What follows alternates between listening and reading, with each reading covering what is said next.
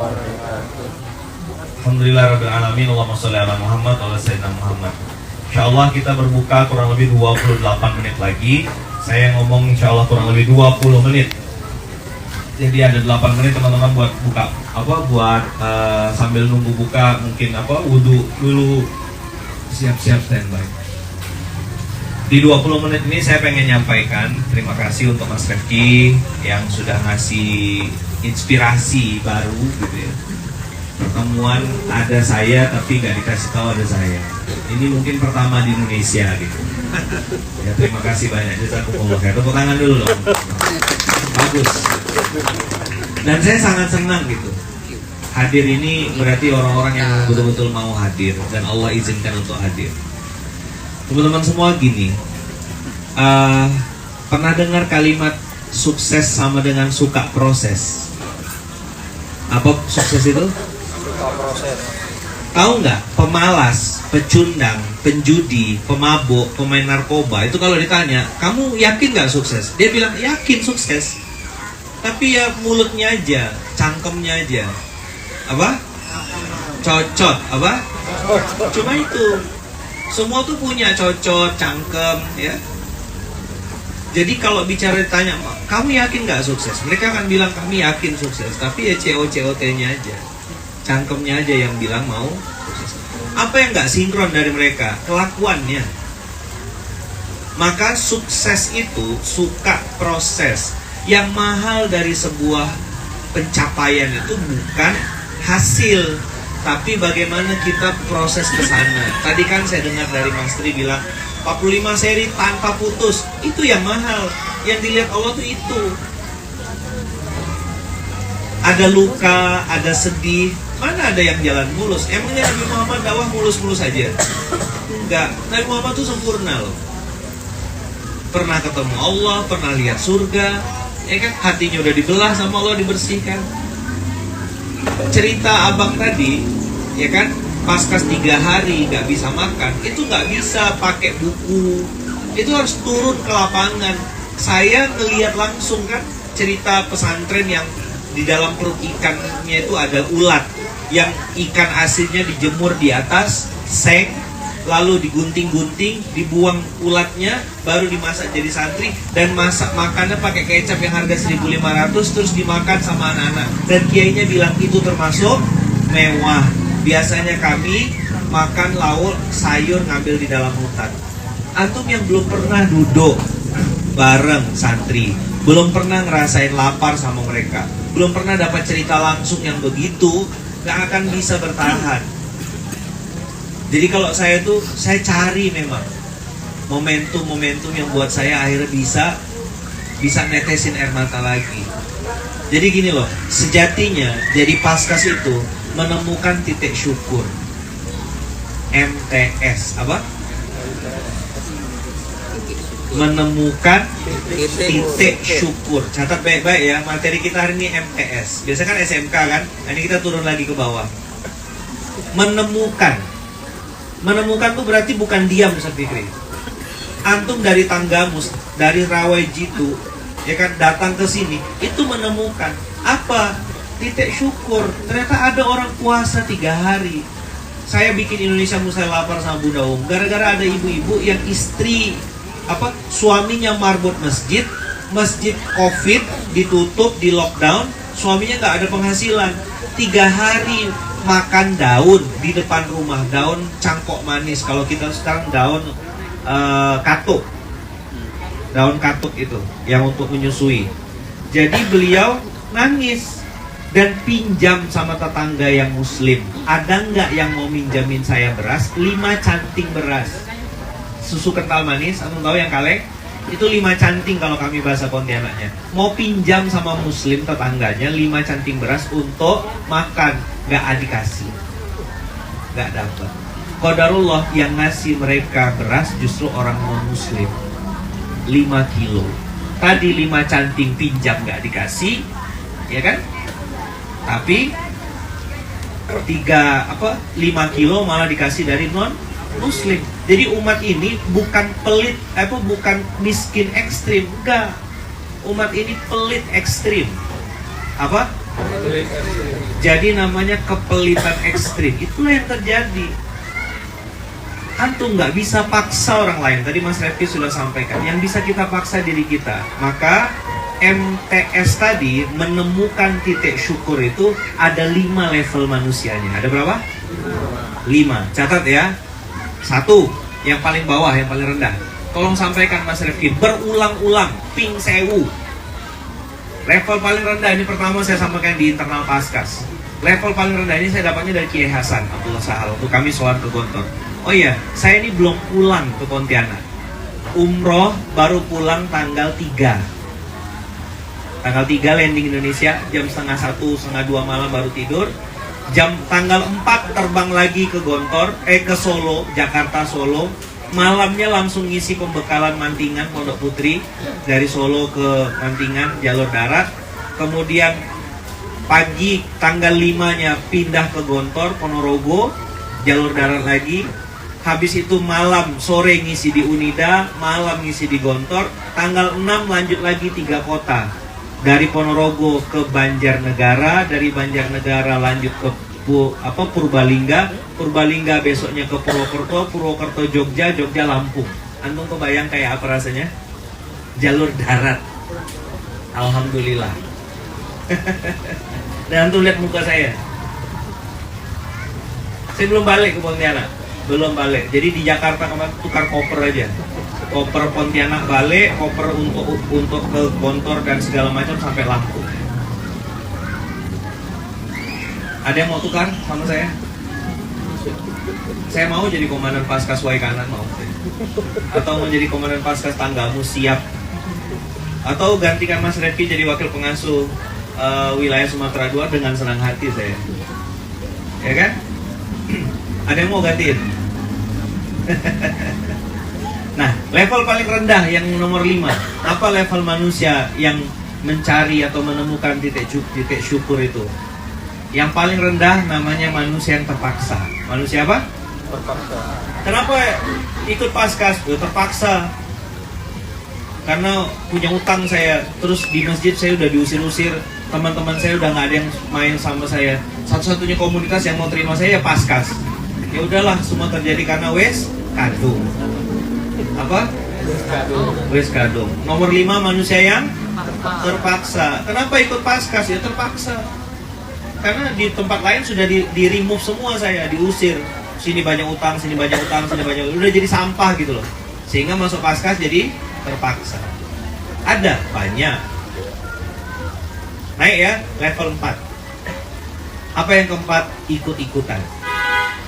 Mana teman saya kok nggak pernah kelihatan lagi? Oh, lagi mikul beras. Kamu kemana?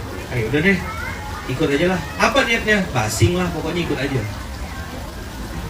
Yang penting ikut. Jadi kalau di sana mikul beras, dia ikut juga. Lagi di sini trennya lagi ngurusin anak yatim, dia ngurus juga. Lagi ngurusin buka juga. Biasa ikutan. Level berapa tadi? Level 4. Ada yang nomor 4. Banyak. Ini 80%. Jadi yang terpaksa itu 20%, yang ikut-ikutan itu 60%, sudah 80%. Yang 5% itu levelnya yang ketiga ya, naik ketiga. Itu levelnya percaya. Apa levelnya? Percaya. Kenapa Mas Ustadz Fikri ikut Bang Refki? Misal ya. Saya percaya aja kalau sama Mas Refki itu insya Allah nggak kemana-mana lah. Cuma percayanya ada 2 simpang. Ada Y kanan, ada Y kiri gitu kira-kira. Yo, ada orang percaya baiknya, tapi juga ada orang percaya sama buruknya. Dia nggak peduli sama informasi dari siapa, pokoknya kalau buruk dia langsung telan mentah-mentah. Begitu juga sebaliknya. Jelas kira-kira? Apa yang ketiga? Manusia yang percaya. Cuma percaya ini fluktuatif, kadang positif, kadang negatif. Cerita dari abang tadi, saya langsung percaya aja, walaupun saya belum sampai ke sana, tapi saya yakin percaya. Nah, itu namanya percaya. Tapi ada yang lebih tinggi. Nomor 2. Apa namanya? Manusia yang yakin. Apa yang kedua? Yakin. Mas, nanti kita ke sana nyasar loh, udahlah bismillah aja. Saya udah pernah kesini, patokannya tuh kok tiang listrik, ternyata tiang listrik banyak gitu. Sama kayak suami istri janjian di depan Masjid Nabawi, pokoknya ayah di bawah payung ya. Payung tuh bukan cuma satu di Masjid Nabawi, payung yang mana gitu. Maka yakin itu biasanya ada ilmunya. Yakin, ini udah keren, keren. Ini makin sedikit, cuma 3%. Mungkin ya 4% lah manusia-manusia yang yakin tadi. Kalau yang percaya tadi berapa persen? 5. Manusia yang percaya tadi 5%, yang yakin 3%. Tinggal berapa sisanya? 1%. Siapa yang 1% itu? Manusia yang beriman. Siapa yang 1%? Contohnya siapa? Abu Bakar As-Siddiq, Siti Khadijah. Yang lain tuh mendustakan semua. 2 orang ini yang paling pertama dukung dan percaya sama Islam. Ali bin Abi Thalib, anak muda yang beriman. Jumlahnya sedikit. Masih ingat nggak? Yang nomor 1 paling rendah di bawah apa tadi? Terpaksa. Nomor 4 ikut-ikutan. Nomor 3 percaya. Nomor 2 yakin. Nomor 1 beriman. Saya pun nggak tahu saya di posisi yang mana.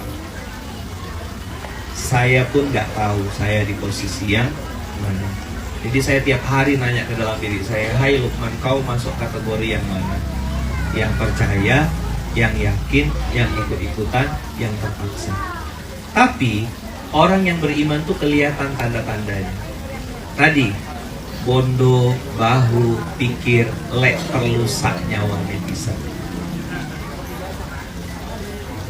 Sip? Teman-teman semua, ada kalimat bahasa Jawa yang menurut saya bagus.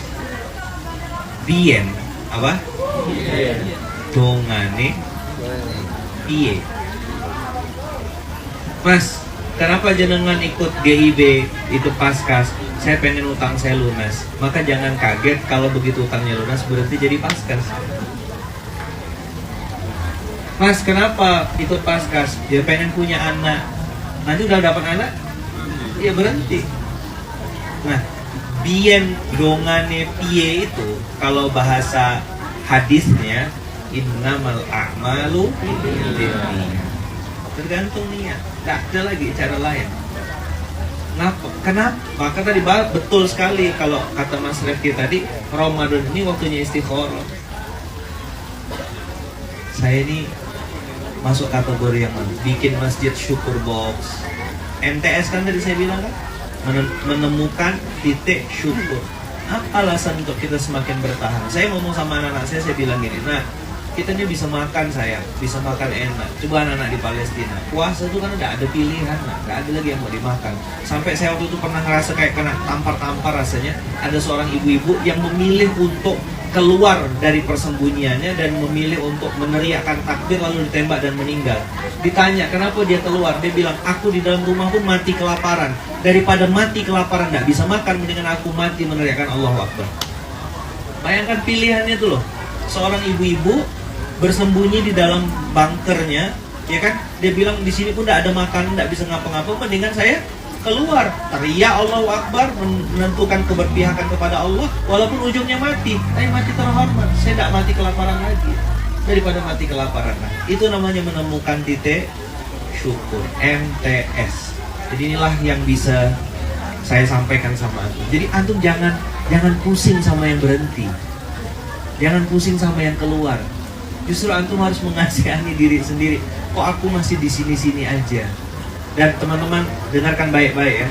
Kawan-kawan tuh datang menemui orang tua asuh itu, datang menemui para muhsin-muhsin itu. Sebagian besar mereka tuh tidak tahu infak beras itu. Jangankan antum ya yang baru 2 tahun, 3 tahun. Saya aja yang sudah 12 tahun dengan izin Allah di sini. Kadang-kadang cerita sama orang-orang baru dengar. Oh, Ustaz, saya baru dengar ada namanya gerakan infak beras. 12 tahun. Mungkin dia baru datang dari langit kayaknya. Dia tidak tahu ada program memuliakan anak yatim yang cuma 25.000 itu dan sudah ada di lebih dari 100 kota Indonesia. Antara tidak tahu dengan tidak mau tahu, itu tidak pernah tahu. Jadi antum jangan sedih, biasa aja. Jangankan kita gitu, jangankan kita. Nabi Muhammad tuh nggak didengarkan, nggak dipercaya. Kita siapa? Baru taubat sekali setahun 2 tahun ya kan? Tahu nggak? Baru belajar sholat kita nih. Kita nih baru belajar sholat, baru belajar infak, baru belajar perbaiki diri. Makanya bajunya hitam. Saya nggak akan ganti baju paskas tiba-tiba jadi ungu atau pink gitu ya. Kayak baju kakak nih paskas tiba-tiba ada pink, nggak ada. Paskas tetap hitam lah bajunya. Kamu lihat baju saya nggak berubah. Kita pernah salah apa? Kita pernah salah, Tapi pengen soleh. tapi pengen salah. Kita pernah nakal, tapi pengen beramal. Kita pernah maksiat, tapi pengen taubat. Itu kenapa kita memilih baju warna hitam. Kenapa tulisannya putih? Berharap adalah amal soleh. Mungkin tangan kita tidak tembus doanya. Mudah-mudahan tangan anak yatim, santri-santri penghafal Quran itu yang tembus ke langit bela kita nanti di hari kiamat. Itu kan yang kita harapkan. Betul nggak? Saya tuh kalau mikirkan diri sendiri udah lebih dari cukup, insya Allah. Perut saya, Mas Refki kan sering ikut safar sama saya. Makan saya tidak banyak, tapi doa saya depan Ka'bah masih Allah. Saya bilang anak yatim masih banyak ya Allah. Tonase masih kurang jauh ya Allah. Orang-orang baik tolong hadirkan, pertemukan kami dengan orang-orang baik. Kalau orang pelit hati dia lah nanti urusan mereka sama Engkau ya Allah, ya kan? Dan ada satu hiburan bagi saya gitu. Kenapa Allah tidak izinkan gitu orang-orang pelit itu atau orang-orang itu nyumbang dan ikut dalam program ini? Karena bisa jadi sumber penghasilannya haram atau syubhat. Jadi Allah tidak mau anak yatim itu makan yang haram. Atau harus paham itu. Allah tuh kabulkan doa para santri itu. Mungkin mereka doa, ya Allah cukupkan kami dengan yang halal. Maka santri-santri itu dikasih Allah rezeki yang halal aja. Dari judi online, pinjaman online, riba, kerja-kerja itu Allah tidak mau ngasih infak untuk anak-anak itu. Dan dengarkan baik-baik ya, dengarkan baik-baik. Bersyukurlah kalau antum masih dipakai sama Allah jadi pemain utama dalam dakwah ini. Karena sudah banyak orang yang dipecat sama Allah, diberhentikan Allah jadi pemain cadangan, bahkan tidak dipakai sama sekali. Yaitu pas kasih event itu yang saya bilang. Kapan datangnya? Pas ada event. Tidak ada ya udah hilang. Antum mau jadi pemain cadangan atau jadi pemain utama? Hati-hati ya cangkomnya ya. Cocoknya hati-hati ya. Jangan depan saya aja. Antum yang tentukan. Bersyukurlah kalau Allah izinkan kita masih jadi pemain dan masih dipakai sama Allah. Ibarat main bola tuh, Allah masih gunakan tenaga kita, waktu kita, pikiran kita untuk ada di sini.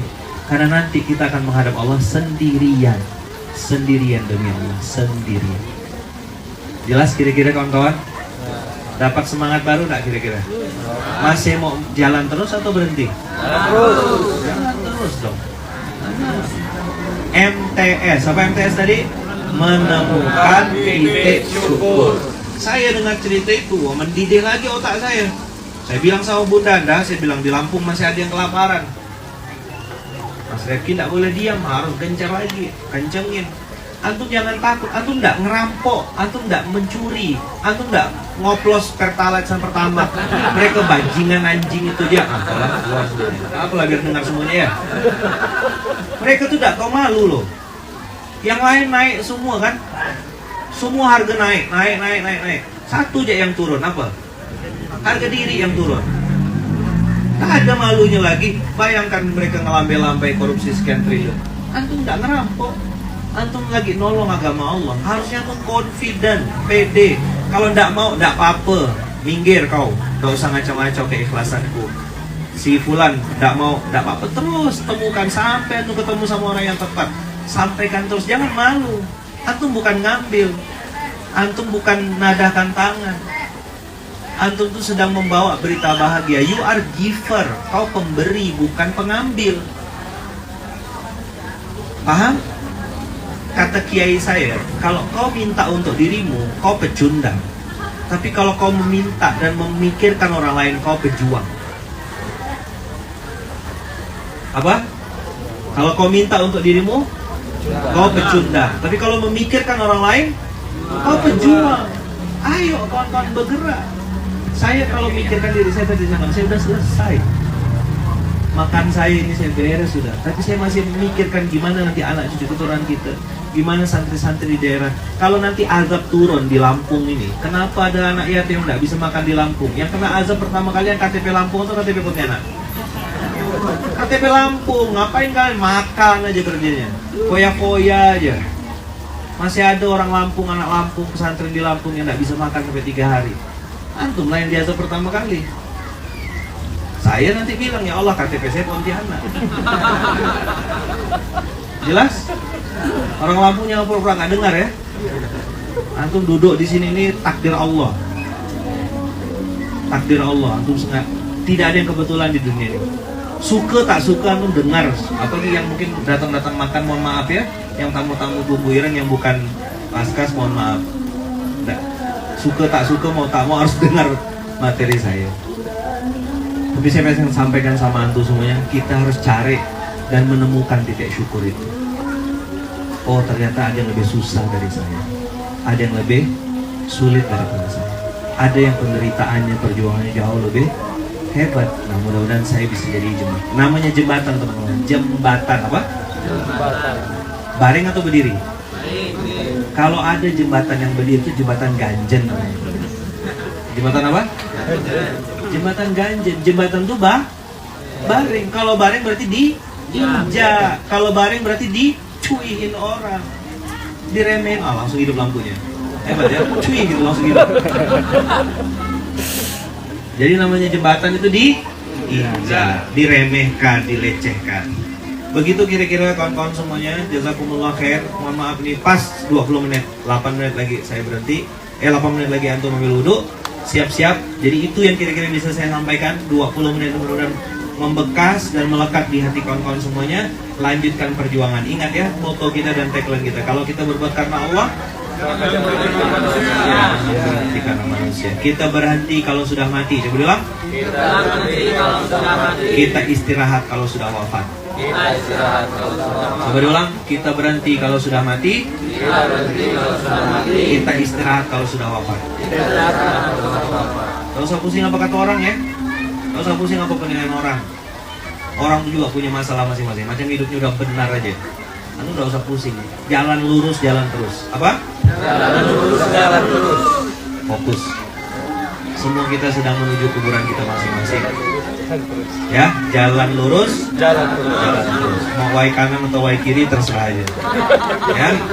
Barakallahu fikum, berkah selalu. Terima kasih banyak. Jazakumullahu ahsanal jaza. Kita tutup dengan hamdalah. Alhamdulillahirabbil alamin. Subhanakallahumma wa bihamdika asyhadu an la ilaha illa anta astaghfiruka wa atubu ilaik. Pesan ini juga untuk seluruh kawan-kawan di seluruh Indonesia. Silakan dengar pesan Ayah Ahmad ini dari Lampung melaporkan. Begitu kira-kira. Barakallahu fikum, berkah selalu. Hati-hati kalau ada undangan pengurus pusat ya. Kalau tiba-tiba ada undangan pengurus pusat, hati-hati ya. Bisa jadi yang datang itu beliau ya. Terima kasih banyak. Jazakumullah khairan. Barakallahu fikum. Assalamualaikum warahmatullahi wabarakatuh. Waalaikumsalam.